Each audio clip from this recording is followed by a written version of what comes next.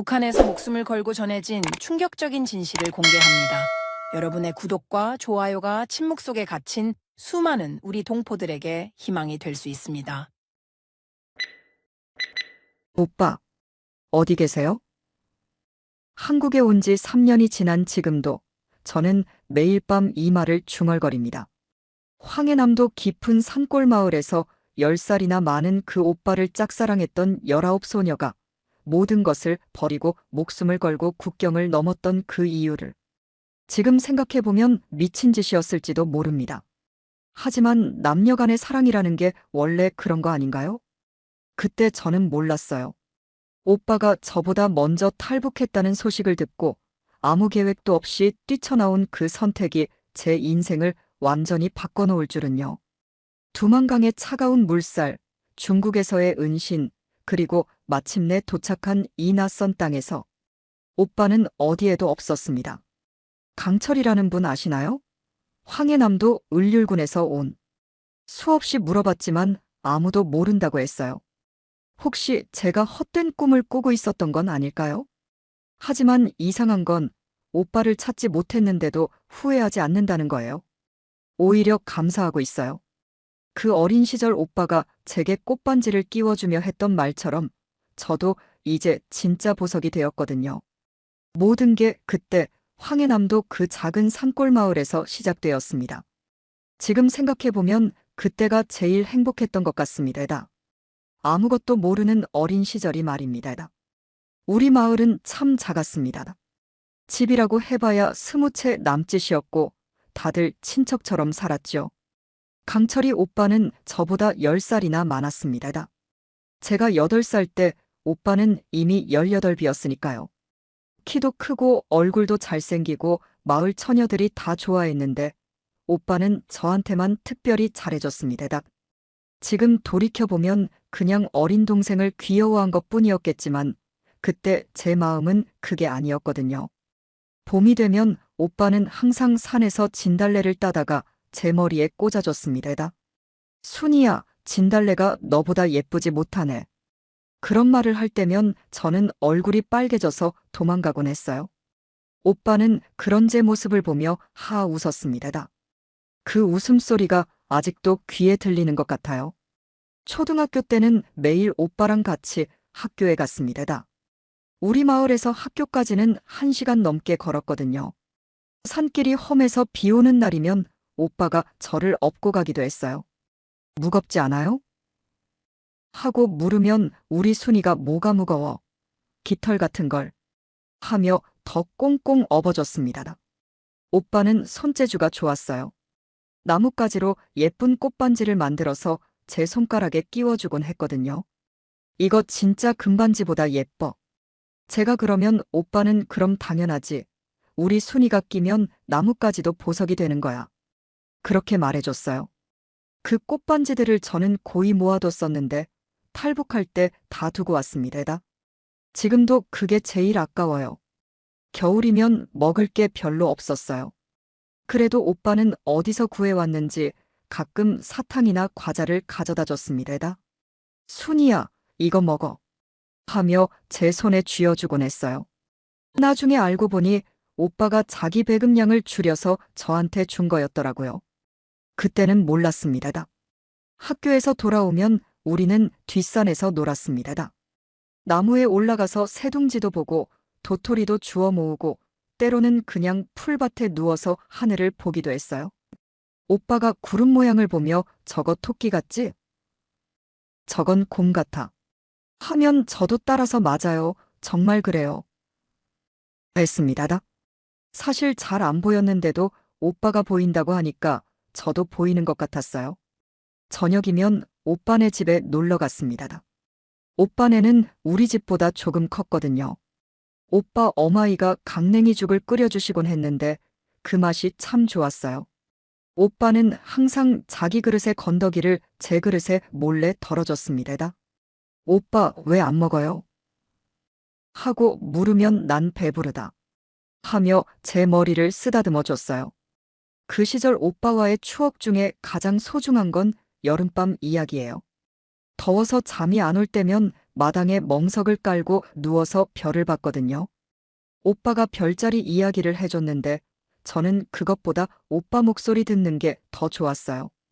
저 별이 가장 밝은 별이야. 북극성이라고 해. 왜요? 길을 잃을 때 집으로 돌아오는 길을 알려주는 별이거든. 그때 오빠가 한 말이 나중에 제가 탈북할 때 큰 의미가 되었습니다. 13살이 되던 해 오빠는 평양에 있는 대학에 간다고 했어요. 그날 밤 저는 많이 울었습니다. 오빠, 언제 돌아와요? 방학 때 돌아올 거야. 그러니까 공부 열심히 하고 있어. 오빠는 제 눈물을 닦아주며 말했어요. 순이야, 오빠가 없어도 씩씩하게 잘 지내야 해. 알겠지? 오빠가 떠나던 날, 저는 새벽 일찍 일어나서 마지막으로 꽃반지를 만들어 갔어요. 이거 가져가세요. 오빠 생각날 때마다 보세요. 오빠는 그 조그만 꽃반지를 조심스럽게 받아들고는 고마워, 순이야. 오빠가 평양에서도 이거 보면서 너 생각할게. 했습니다. 그때는 몰랐어요. 그게 우리가 같은 하늘 아래서 마지막으로 나눈 약속이 될 줄은요. 그 뒤로 오빠는 방학 때마다 돌아왔지만 뭔가 달라져 있었어요. 전보다 말수도 적어지고 가끔은 아득한 곳을 바라보며 생각에 잠겨 있곤 했거든요. 하지만 그때의 저는 그냥 오빠가 공부를 많이 해서 어려워진 거라고만 생각했습니다. 지금 한국에서 이 이야기를 하고 있는 제 자신이 믿어지지 않습니다. 그때 그 산골 마을에서 오빠와 함께 웃고 떠들며 보낸 시간들이 꿈만 같아요. 하지만 분명한 건 그 시절의 순수했던 사랑이 지금의 저를 만들었다는 거예요. 오빠를 향한 제 마음도 자유를 향한 간절함도 모든 게 그때부터 시작되었으니까요. 16살이 되면서 저는 많은 것들이 달라지기 시작했다는 걸 느꼈습니다. 몸도 변하고 마음도 변하고 세상을 보는 눈도 예전과 달라졌어요. 무엇보다 오빠를 바라보는 제 마음이 완전히 달라져 버렸습니다. 오빠가 평양에서 대학을 졸업하고 다시 마을로 돌아왔을 때 저는 더 이상 예전의 그 어린 순이가 아니었어요. 오빠 앞에만 서면 가슴이 두근거리고 얼굴이 빨개졌습니다. 오빠가 예전처럼 제 머리를 쓰다듬으려 하면 괜히 피하게 되고 그러면서도 서운해하는 제 자신이 이상했어요. 순이야, 왜 이제 오빠한테 그렇게 시큰둥해? 평양 갔다 와서 그래. 오빠가 물어볼 때마다 저는 그저 아니에요. 그런 거 아니에요. 하고 도망가기 바빴습니다. 오빠는 제가 사춘기라서 그런 거라고 생각했을 거예요. 하지만 저는 알고 있었어요. 이건 단순한 사춘기가 아니라 사랑이라는 걸 말입니다. 그런데 오빠도 예전과 달라져 있었어요. 평양에서 4년을 보내고 온 오빠는 전보다 훨씬 말이 적어졌고 가끔 멍하니 먼 곳을 바라보곤 했습니다. 오빠, 무슨 생각해요? 하고 물으면 아니야, 아무것도 아니야. 하며 슬픈 미소를 지었어요. 그 미소 속에 뭔가 깊은 고민이 숨어 있다는 걸 저는 느낄 수 있었습니다. 마을 사람들도 변하고 있었어요. 예전에는 그래도 웃음소리가 종종 들렸는데 이제는 다들 심각한 표정으로 속삭이며 다니곤 했습니다. 배급이 자주 끊어지기 시작했고 장마당에서 몰래 물건을 사고 팔아야 했어요. 순이야, 요즘 세상이 많이 어려워졌다. 어마이가 한숨을 쉬며 말씀하셨어요. 우리가 뭘 잘못했을까? 그런 어마이의 말씀을 들으면 저는 답답했습니다. 우리가 뭘 잘못했을까요? 그냥 열심히 살려고 했을 뿐인데 말입니다. 학교에서도 이상한 일들이 생기기 시작했어요. 선생님들이 예전보다 더 엄격해졌고 작은 일에도 비판 투쟁을 했습니다. 혁명 정신이 부족하다, 개인주의 사상이 있다 같은 말들을 자주 들었어요. 저는 그런 말들이 무슨 뜻인지 잘 몰랐지만 뭔가 무서웠습니다. 어느 날 오빠가 저를 뒷산으로 불렀어요. 순이야, 오빠가 할 말이 있어. 오빠의 표정이 너무 심각해서 저는 가슴이 철렁했습니다. 혹시 오빠가 제 마음을 알고 있는 건 아닐까? 그래서 저를 야단치려는 건 아닐까? 순이야, 너는 아직 어리니까 잘 모르겠지만 오빠가 말을 시작했어요. 세상에는 우리가 모르는 일들이 많아. 우리가 배운 것과 다른 일들이 말이야. 오빠의 목소리가 떨리고 있었어요. 평양에서 4년 동안 많은 걸 봤어. 그리고 많은 걸 알게 되었지. 오빠, 무슨 말이에요? 저는 오빠의 손을 잡았습니다. 오빠의 손이 차갑게 떨리고 있었어요. 순이야, 만약에. 정말 만약에 말이야. 오빠가 이 마을을 평생 떠나야 한다면 너는 어떻게 하겠어? 그 말을 듣는 순간 제 머릿속이 하얗게 변했습니다. 오빠, 왜 그런 말을 해요? 어디 가시려는 거예요? 저는 울음을 터뜨렸어요. 오빠 없으면 저는 어떻게 해요? 오빠는 저를 꽉 안아줬습니다. 미안해, 순이야. 오빠가 이상한 말을 했네. 잊어버려. 하지만 저는 알 수 있었어요. 오빠가 뭔가 큰 고민을 하고 있다는 걸 말입니다. 그날 밤부터 저는 잠을 잘 수 없었어요. 오빠의 그 말이 계속 머릿속을 맴돌았거든요. 만약에 오빠가 이 마을을 떠나야 한다면 왜 그런 말을 했을까요? 혹시 오빠에게 무슨 일이 생긴 건 아닐까요? 며칠 뒤 마을에 이상한 소문이 돌기 시작했어요. 요즘 젊은 사람들이 많이 사라진다더라. 국경 짤부로 도망간다는 소리도 있고, 어른들이 그런 이야기를 할 때면 목소리를 낮춰 속삭였어요. 그리고 주위를 두리번거리며 혹시 누가 듣고 있지 않나 확인했습니다. 오빠는 점점 더 조용해졌어요. 예전에는 저와 함께 산책을 하거나 이야기를 나누곤 했는데, 이제는 저를 피하는 것 같았어요. 제가 다가가면 순이야, 오빠 바빠. 나중에. 하며 자리를 떴습니다. 어느 날 밤 오빠네 집에서 작은 소리가 들렸어요. 저는 몰래 창문 밑으로 가서 들어봤습니다. 오빠와 오빠 아바이가 무슨 이야기를 하고 있었거든요. 아들아, 그런 생각은 위험해. 우리 가족이 다 망할 수 있어. 오빠 아바이의 목소리였어요. 아바이, 하지만 이대로는 안 됩니다. 우리가 속아서 살고 있는 거예요. 오빠의 목소리는 절망적이었어요. 쉿. 소리 낮춰. 벽에도 귀가 있다고 했잖아. 그 대화를 듣고 저는 더욱 혼란스러워졌습니다. 오빠가 뭔가 큰 고민을 하고 있다는 건 알겠는데 대체 무엇 때문일까요? 그리고 왜 그런 이야기를 할 때마다 주위를 그렇게 경계하는 걸까요? 그때는 그게 설마 탈북에 관한 것일 거라곤 상상도 못했습니다. 겨울이 되면서 마을 분위기는 더욱 어두워졌어요. 배급이 완전히 끊어졌고 사람들은 살기 위해 온갖 일을 다 했습니다. 저희 어마이도 장마당에 나가서 강냉이죽을 팔기 시작했어요. 하지만 그것도 쉽지 않았어요. 단속이 심해져서 언제 걸릴지 모르는 일이었거든요. 그런 와중에도 제 마음속에는 오빠에 대한 사랑만 커져갔습니다. 오빠가 고민에 빠져 있을 때면 저라도 옆에서 위로해주고 싶었어요.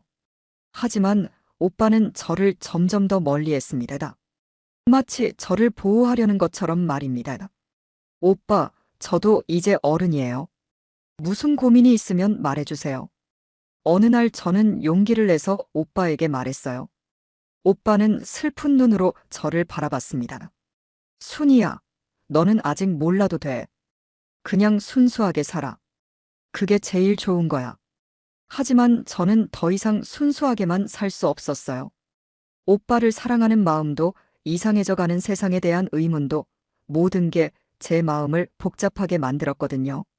저는 어른이 되고 있었고 어른이 된다는 건 이런 복잡한 감정들과 함께 사는 거라는 걸 알게 되었습니다. 그날은 3월이었습니다. 제가 평생 잊을 수 없는 날이에요. 아침에 일어나 보니 마을 전체가 웅성거리고 있었어요. 사람들이 삼삼오오 모여서 무슨 이야기를 하고 있는데 제가 다가가면 갑자기 입을 다물곤 했습니다. 어마이, 무슨 일이에요? 저는 어마이께 물어봤어요.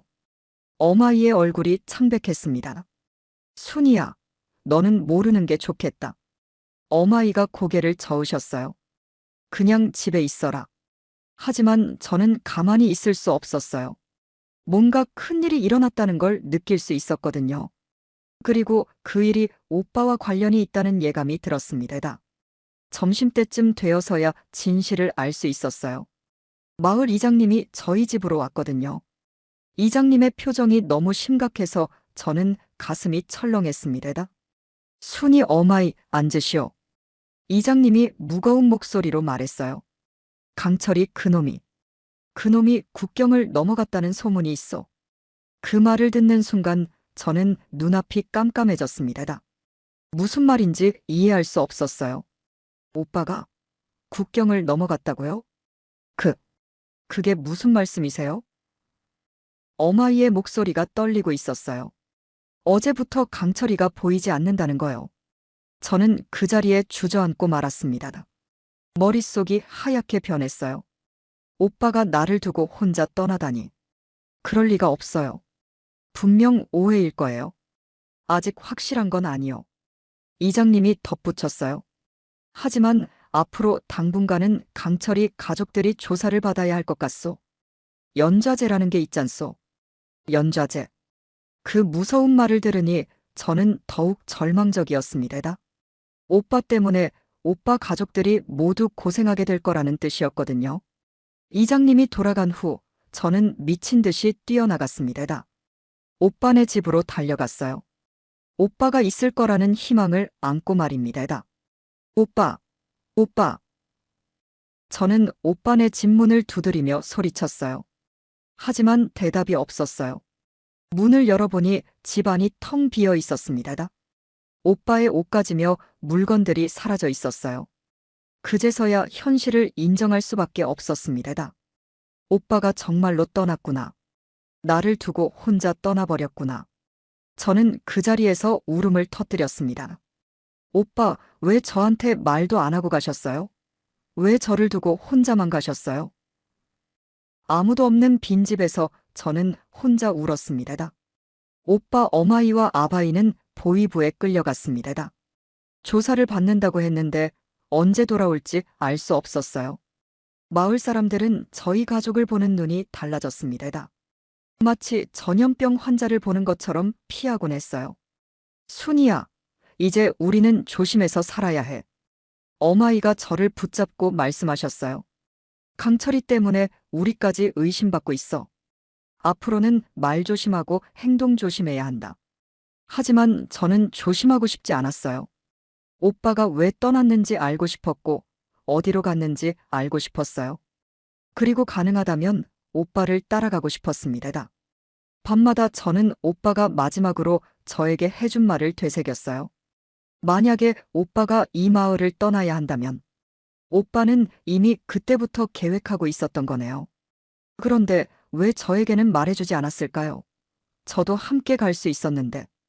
며칠 후 보위부에서 조사를 받고 돌아온 사람들로부터 오빠에 대한 더 자세한 소식을 들을 수 있었어요. 오빠는 계획적으로 탈북을 준비했다고 했습니다. 평양에서 만난 사람들과 함께 국경을 넘었다는 거예요. 강철이가 평양에서 나쁜 사람들과 어울렸나 보다. 마을 사람들이 수군거렸어요. 대학 다니면서 이상한 생각을 갖게 된 거지. 하지만 저는 그런 말들을 믿고 싶지 않았어요. 오빠는 나쁜 사람이 아니에요. 그냥 무언가를 찾아 떠난 거일 뿐이에요. 자유를 찾아서 말입니다. 그날 밤 저는 중요한 결정을 내렸습니다. 오빠를 찾아가겠다고요. 오빠가 어디에 있든 찾아가서 함께 살겠다고요. 처음에는 막막했습니다. 어떻게 오빠를 찾아야 할까요? 어디로 가야 할까요? 하지만 저에게는 확신이 있었어요. 오빠를 향한 사랑만 있으면 언젠가는 찾을 수 있을 거라는 확신 말입니다. 마을에서 몰래 돈을 모으기 시작했어요. 어마이 몰래 중국에서 왔다는 물건을 찾아 조금씩 장마당에 팔았습니다. 그리고 오빠가 어디로 갔는지에 대한 정보도 수집했어요. 강철이는 중국으로 넘어갔다더라. 거기서 한국으로 간다는 소문도 있고. 사람들의 말을 종합해보니 오빠는 중국을 거쳐 한국으로 갔을 가능성이 높았어요. 한국. 그 이름만 들어도 가슴이 뛰었습니다. 오빠가 있는 곳이라면 그곳이 어디든 좋았어요. 설령 지옥이라고 해도 오빠와 함께라면 괜찮을 거예요. 6월이 되어서야 충분한 준비를 마칠 수 있었습니다. 돈도 어느 정도 모았고 브로커와의 연락도 닿았어요. 마을의 한 아저씨가 몰래 소개해준 사람이었거든요. 정말로 가려는 거냐? 그 아저씨가 저에게 물어봤어요. 한 번 떠나면 다시는 돌아올 수 없다. 그리고 잘못되면 죽을 수도 있어. 네, 갈 거예요. 저는 망설임 없이 대답했어요. 오빠를 찾아야 해요. 그럼 이 아저씨 말 잘 들어. 그리고 절대로 다른 사람한테는 말하지 마. 마침내 떠나는 날이 정해졌습니다. 7월 20일 새벽 3시 마을 뒷산에서 만나기로 했어요. 저는 그날 밤 어마이 옆에서 마지막 밤을 보냈습니다. 어마이, 저 오빠 찾으러 갈게요. 떠나기 직전에 저는 어마이께 진실을 말씀드렸어요. 순이야, 미쳤구나. 그런 위험한 일을. 어마이가 저를 붙잡으셨어요. 어마이, 저는 오빠 없이는 살 수 없어요. 오빠가 있는 곳이 어디든 따라갈 거예요. 저는 어마이의 손을 뿌리치고 집을 나섰습니다. 뒤에서 어마이의 울음소리가 들렸지만 저는 돌아보지 않았어요. 돌아보면 마음이 약해질 것 같았거든요. 오빠를 향한 사랑이 모든 것보다 강했습니다. 새벽 공기는 차갑고 깨끗했어요. 저는 마지막으로 마을을 내려다봤습니다. 내가 태어나고 자란 이곳을 다시는 보지 못할지도 모른다는 생각에 가슴이 아팠어요. 하지만 후회는 없었습니다. 오빠가 있는 곳으로 가는 길이니까요. 브로커 아저씨는 생각보다 친절했습니다. 순이야, 무서우면 안 된다. 오빠가 기다리고 있을 테니까 용기 내라. 그렇게 말하며 제 등을 토닥여 주셨어요. 하지만 그 친절함 뒤에 숨어있는 위험을 저는 아직 몰랐습니다. 첫 번째 관문은 두만강이었어요. 7월 말이라 물이 많이 불어 있었습니다. 물살이 세니까 조심해. 한번 휩쓸리면 끝이야. 브로커 아저씨가 심각한 목소리로 말했어요. 저는 가슴이 두근거렸지만 뒤돌아갈 수는 없었습니다. 밤 12시쯤 우리는 강변으로 향했어요. 저 말고도 3명이 더 있었는데 다들 제 또래의 젊은 사람들이었습니다. 모두 무서운 표정으로 강물을 바라보고 있었어요. 자, 이제 시작한다. 절대로 소리내지 마라. 경비병들이 돌고 있어. 브로커 아저씨가 속삭였어요. 우리는 물속으로 들어갔습니다. 물이 차가워서 순간 숨이 멎는 줄 알았어요. 강 한가운데쯤 왔을 때였어요. 갑자기 탐조등 불빛이 우리를 비췄습니다. 거기 누구야? 북한 경비병의 소리가 들렸어요. 제 심장이 터질 것 같았습니다. 빨리! 브로커 아저씨가 우리를 재촉했어요. 저는 물에 빠져 죽을 것 같았지만 필사적으로 헤엄쳤습니다. 뒤에서 총소리가 들렸어요. 탕! 탕! 제 옆에 있던 남자애가 아! 하고 소리를 질렀어요. 나더! 살려면 빨리 와! 브로커 아저씨가 저를 끌어당겼어요. 저는 그 남자애를 뒤로 한 채 강을 건넜습니다. 지금도 그때 일을 생각하면 가슴이 아파요. 그 애가 어떻게 되었는지 모르거든요. 중국 땅에 발을 디뎠을 때 저는 온몸이 떨렸습니다. 무서움 때문이기도 했지만 드디어 오빠가 있는 곳으로 한 발 더 가까워졌다는 기쁨 때문이기도 했어요. 이제 진짜 시작이야. 브로커 아저씨가 말했어요. 중국에서 잡히면 북한으로 송환된다. 그러면 정말 끝이야. 알겠지? 중국에서의 생활은 상상했던 것보다 훨씬 어려웠습니다. 낮에는 절대 밖에 나가면 안 되었어요.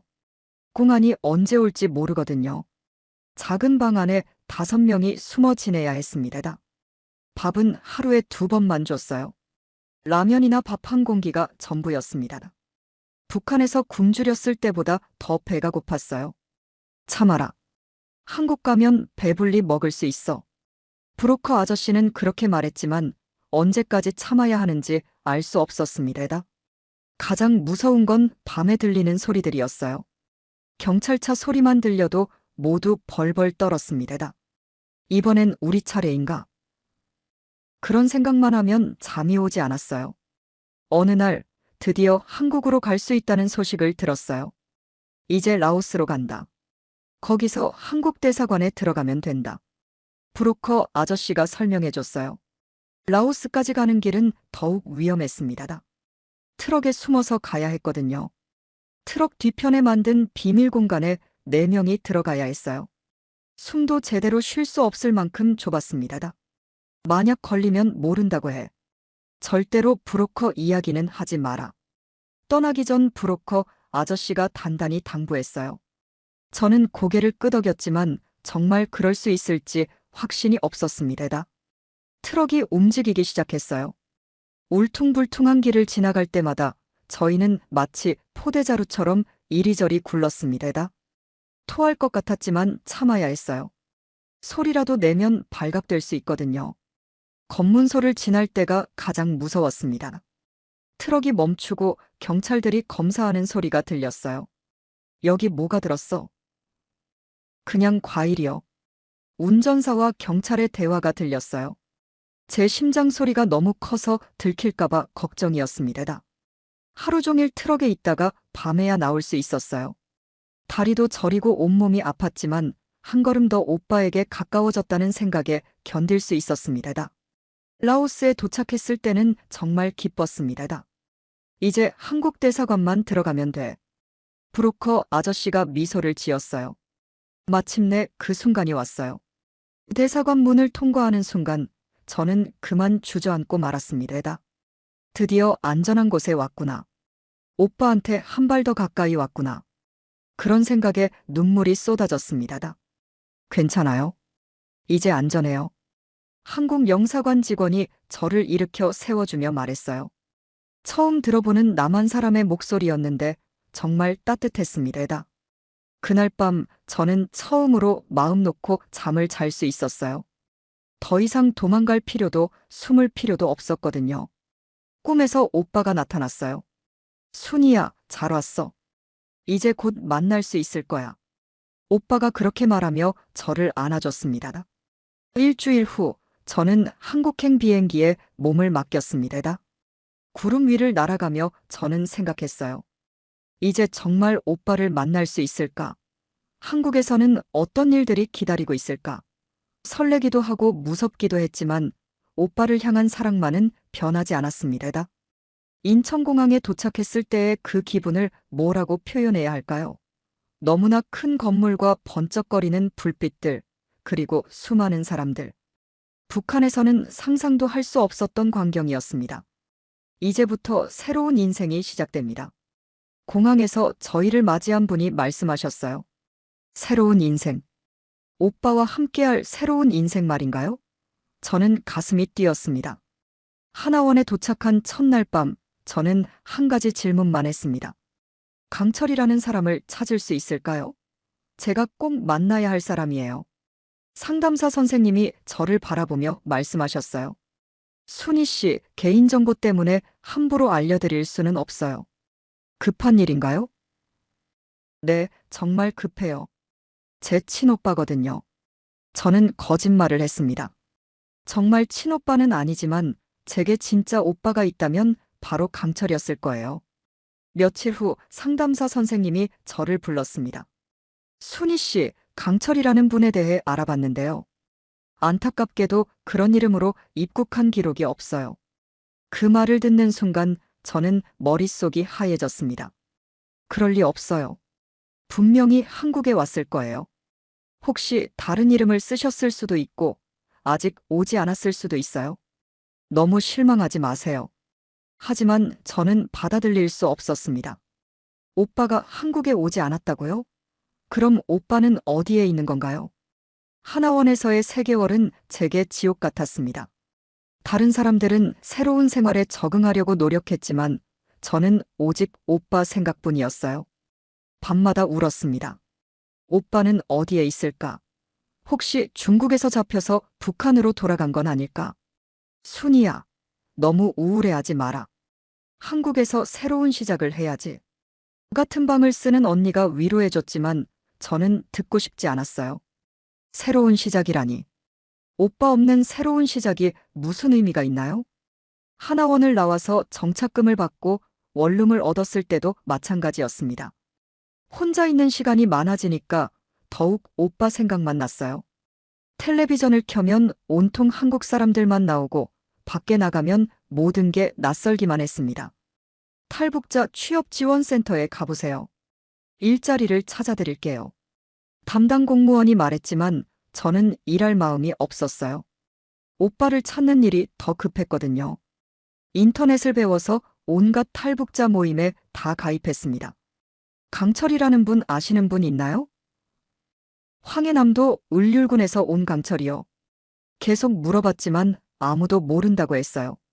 종교단체 모임에도 나가봤습니다. 하나님이 도와주실 거예요. 목사님이 그렇게 말씀하셨지만 하나님도 오빠가 어디 있는지는 알려주지 않으셨어요. 6개월이 지나고 1년이 지나도 오빠는 나타나지 않았습니다. 저는 점점 절망에 빠져갔어요. 혹시 제가 헛된 꿈을 꾸고 있는 건 아닐까? 오빠는 정말 한국에 온 게 맞을까? 더 힘든 건 한국 사람들의 시선이었습니다. 일자리 면접을 가면 북한에서 왔어요? 라고 물어보고 제가 네라고 대답하면 표정이 달라지곤 했어요. 말투가 좀 이상하네요. 적응하기 힘들지 않아요? 그런 말들을 들을 때마다 저는 움츠러들었습니다. 저는 이상한 사람인가요? 여기서는 환영받지 못하는 사람인가요? 마트에서 아르바이트를 하게 되었는데 첫날부터 어려움이 많았어요. 이거 얼마예요? 라고 물어보는 손님에게 2,000원입니다. 라고 대답했더니 손님이 웃으며 말했어요. 말투가 참 특이하네요. 북한에서 오셨나 봐요? 그런 시선들이 견디기 힘들었습니다. 저는 그냥 오빠를 찾고 싶을 뿐인데 왜 이렇게 어려운 걸까요? 가장 힘들었던 건 어느 날 탈북자 모임에서 들은 이야기였어요. 강철이, 그 사람. 중국에서 잡혀서 북한으로 송환됐다는 소문 들었는데 한 아저씨가 그렇게 말하는 순간 저는 그 자리에서 쓰러질 뻔했습니다. 오빠가 북한으로 돌아갔다고요? 그럼 지금 어떻게 되었을까요? 무사할까요? 확실한 건 아니야. 그냥 소문일 뿐이니까 너무 걱정하지 마라. 다른 분이 위로해 주셨지만 저는 며칠 동안 아무것도 할 수 없었어요. 그때부터 저는 정말 깊은 절망에 빠졌습니다. 만약 오빠가 정말 북한으로 돌아갔다면 저는 왜 여기까지 온 걸까요? 가족들을 두고 혼자 와서 이렇게 외롭게 살아야 하는 이유가 뭘까요? 밤마다 울었습니다. 북한에 있는 어머니 생각도 나고 마을 사람들 생각도 났어요. 그리고 무엇보다 오빠 생각이 났습니다. 오빠는 지금 어디서 뭘 하고 있을까? 혹시 저를 원망하고 있는 건 아닐까? 이럴 거면 왜 왔을까? 거울 속의 제 모습을 보며 중얼거렸어요. 초초해진 얼굴, 빛을 잃은 눈. 이게 정말 저인가요? 한국에 온 지 1년 반이 지났을 때 저는 중대한 결정을 내렸습니다. 오빠 찾기를 포기하기로 한 거예요. 더 이상 헛된 희망을 가지고 살 수는 없었거든요. 오빠 미안해요. 오빠를 찾지 못해서 정말 미안해요. 혼자 방에서 오빠에게 작별 인사를 했습니다. 하지만 이제는 제 인생을 살아야겠어요. 오빠도 어디서든 행복하게 살고 있기를 바라요. 그날 밤 저는 오랜만에 깊이 잠들었습니다. 꿈에서 어린 시절의 오빠가 나타났어요. 순이야, 이제 그만해도 돼. 오빠는 괜찮아. 너는 내 인생을 살아. 오빠가 그렇게 말하며 저를 안아줬어요. 꿈에서 깨어났을 때 제 마음이 조금 가벼워진 것 같았습니다. 여전히 오빠가 그립긴 하지만 이제는 다른 방법으로 살아야겠다는 생각이 들었어요. 오빠를 잊는 게 아니라 오빠가 자랑스러워할 만한 사람이 되는 거죠. 변화는 예상하지 못한 곳에서 시작되었습니다. 새로 시작한 카페 아르바이트에서 만난 사장님이었어요. 60대쯤 되어 보이는 따뜻한 분이셨는데 제가 북한에서 왔다는 걸 알고도 전혀 다르게 대하지 않으셨어요. 순이야, 커피 내리는 법 가르쳐 줄게. 천천히 배우면 돼. 사장님은 제가 실수를 해도 화내지 않으셨어요. 처음엔 누구나 어려워. 나도 처음에는 손님한테 잘못된 음료 가져다 준 적이 많았어. 사장님의 말투는 제 아버지를 닮아 있었어요. 엄하면서도 따뜻하고 무엇보다 저를 한 명의 독립적인 사람으로 대해주셨거든요. 북한에서 왔다고 특별히 불쌍하게 여기지도 않을 거고, 그렇다고 차별하지도 않을 거야. 그냥 순이는 순이야. 그 말을 들었을 때 가슴이 뭉클했습니다. 이곳에 와서 처음으로 제 자신을 있는 그대로 인정받는 기분이었어요.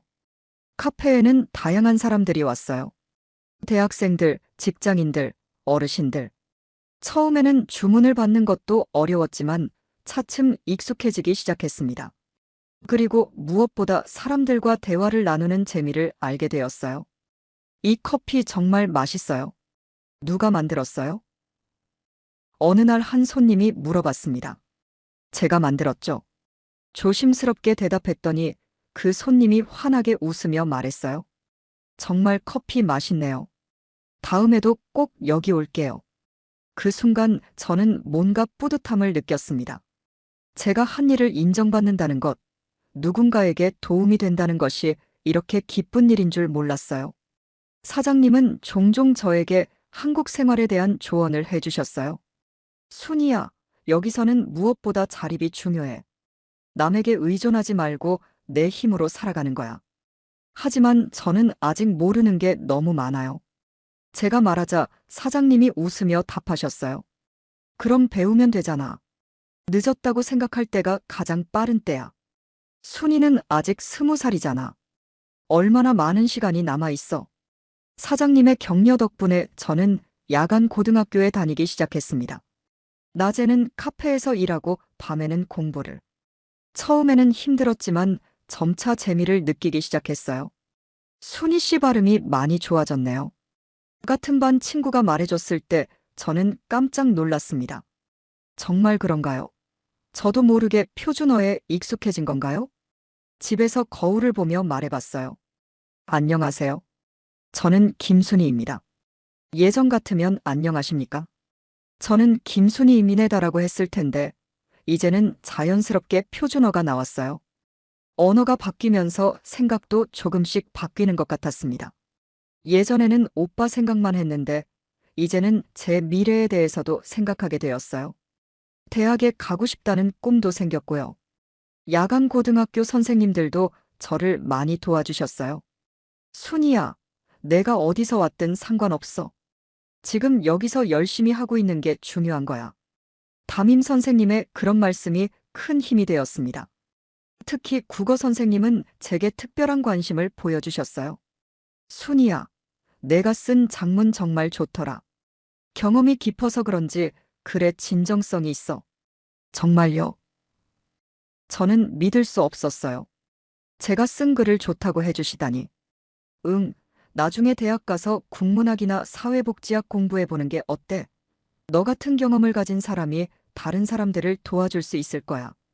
그때부터 저는 새로운 꿈을 갖게 되었습니다. 저처럼 어려운 상황에 있는 사람들을 도와주는 일을 하고 싶다는 꿈 말이에요. 카페에서 일한 지 1년이 되던 날 사장님이 저를 불러서 말씀하셨어요. 순이야, 이제 정식 직원으로 할래? 월급도 올려주고 각종 보험도 넣어줄게. 정말요?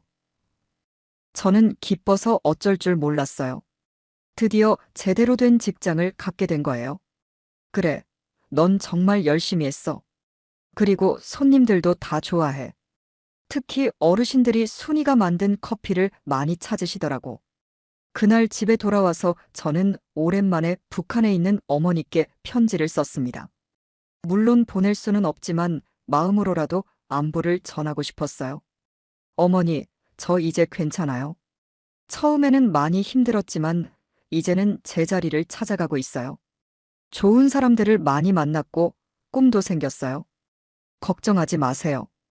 고등학교 졸업이 다가오면서 저는 대학 입시를 준비하기 시작했습니다. 사회복지학과에 지원하기로 결정했어요. 순이야, 대학 가면 더 바빠질 텐데 괜찮겠어? 사장님이 걱정해 주셨어요. 네, 괜찮아요. 낮에는 일하고 저녁에는 공부하면 돼요. 제가 꼭 하고 싶은 일이에요. 그래, 의지가 있으면 못할 일이 없지. 내가 응원할게. 대학 합격 소식을 들었을 때의 기쁨은 말로 표현할 수 없었어요. 카페에 달려가서 사장님께 소식을 전했더니 사장님이 깜짝 케이크까지 준비해 주셨어요. 축하해, 순이야. 정말 자랑스럽다. 사장님의 그 말을 들으며 저는 울컥했어요. 이런 기쁨을 함께 나눌 사람이 있다는 게 얼마나 고마운지. 이제 저는 확신합니다. 오빠를 찾지 못했지만 저는 제 길을 찾았어요. 오빠가 제게 꽃반지를 만들어주며 했던 말이 생각나요. 순이가 끼면 풀 이파리도 보석이 된다고. 이제 저 자신이 보석이 되었어요. 오빠가 봐도 자랑스러워할 만한 사람이 되었다고 생각해요. 대학에서는 탈북민 지원 동아리에 가입했습니다. 저처럼 어려움을 겪고 있는 후배들을 도와주고 싶어서요. 선배, 한국 생활이 너무 어려워요. 라고 하는 후배들에게 저는 이렇게 말해줍니다. 처음엔 다 어려워. 하지만 포기하지 말고 조금씩 앞으로 나아가면 돼. 중요한 건 과거에 얽매이지 말고 지금 여기서 최선을 다하는 거야. 그리고 가끔은 오빠 이야기도 해줘요. 나에게는 소중한 사람이 있었어. 그 사람을 찾으러 여기까지 왔지만 만나지 못했지. 하지만 그 덕분에 더 넓은 세상을 알게 되었고 새로운 꿈을 찾을 수 있었어. 지금도 가끔 오빠가 그립습니다. 하지만 이제는 슬프지 않아요. 오빠가 어디에 있든 분명히 잘 살고 있을 거고 저도 오빠가 자랑스러워할 만한 사람이 되었으니까요. 오빠 고마워요. 오빠 덕분에 저는 진짜 자유를 찾았어요. 몸의 자유뿐만 아니라 마음의 자유도요. 이제 저는 제가 원하는 대로 살 수 있어요. 그리고 다른 사람들도 그런 자유를 찾을 수 있도록 도와주고 싶어요. 그게 바로 제가 찾은 새로운 꿈이에요.